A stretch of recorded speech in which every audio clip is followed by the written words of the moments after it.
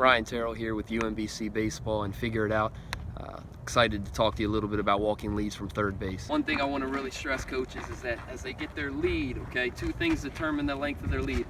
Where the third baseman is, okay, and then the arm on the catcher. I got two cones out there. If that's where that first cone's where the defensive third baseman is playing, my lead, my initial lead before I start my walking lead can't be crazy big, okay, because they can still pick from that position, things of that nature. If that second cone, as that second cone is where they're defending, I look at him from a third base runner standpoint, I'm going to go ahead and take a couple extra steps because there's no way he can beat me from there to the base and pick me off, okay?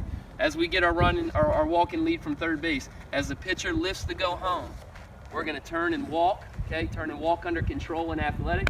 And notice that fair line is right there. If a right-handed batter rips a ball at me and hits me, okay, it's a foul ball, okay?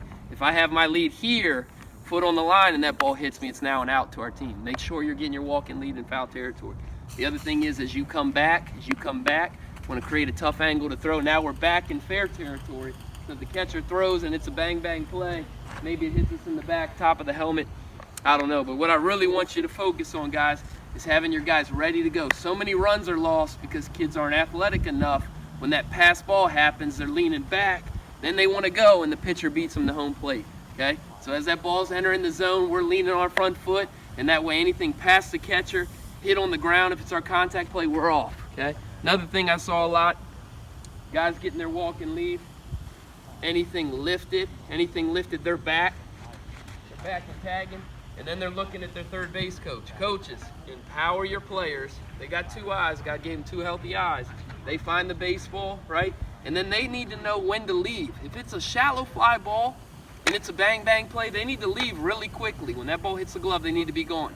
If that guy's 380 feet away, okay, kid really got into one, he's got all day to get to home. Only thing he doesn't want to do is leave early. But use your eyes. The player tells himself when to go. Walking lead, one of the biggest things you can do to help your club score a lot of runs. I'm a big guy with the contact play, which means anything down, we're putting pressure on the defense. But I encourage you guys to give them a chance to practice it. The way you do it is set up a front toss screen, maybe have 3 or 4 lines of base runners before you get into your coach pitch scrimmage. Have a guy at home plate fungoing balls or hitting pop-ups so they get a lot of walk-through ground balls, or if he lifts one, anything lifted, right? Anything lifted, we're back to see it, okay? It's a line drive base hit, I would score.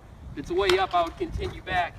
Give them 10 to 15, 20 reps before they ever do it in practice. Ryan Terrill, UMBC Baseball. Thank you guys for tuning in.